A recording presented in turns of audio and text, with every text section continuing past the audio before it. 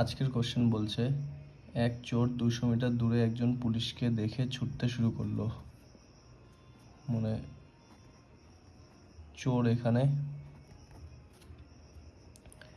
এবং পুলিশ এখানে, দুজনের মধ্যে ডিস্টেন্স কত?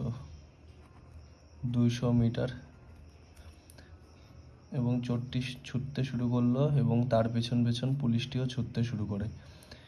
যথাক্রমে তাদের গতিবেগ, চোরের গতিবেগ বলেছে 10 কিমি পার আওয়ার এবং পুলিশের গতিবেগ 11 কিমি পার আওয়ার।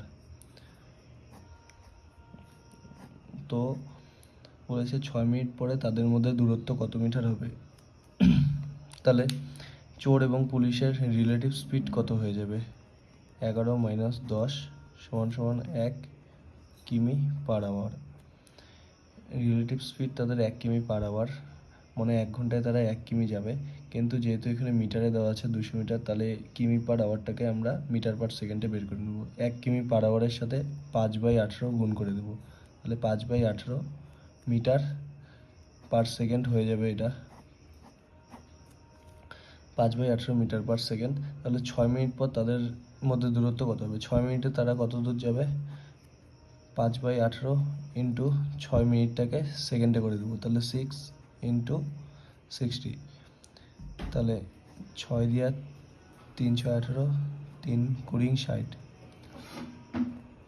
5 কুড়ি 100 মিটার। তাহলে তারা 6 মিনিটে যাবে। তাহলে তাদের মধ্যে দূরত্বের গ্যাপ কত থাকবে? টোটাল গ্যাপ ফার্স্টে কত ছিল?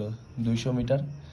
200 মাইনাস 100 মিটার, তাহলে অ্যান্সার হয়ে যাবে 100 metre. Option A is the right answer. SSC, GD, WP এবং দিল্লি পুলিশ এক্সামের জন্য তোমরা এরকম আরও গুরুত্বপূর্ণ অঙ্ক পেতে চাইলে আমার চ্যানেলটি অবশ্যই সাবস্ক্রাইব করে ওপরে দেওয়া বেল আইকনটি প্রেস করে রাখবে।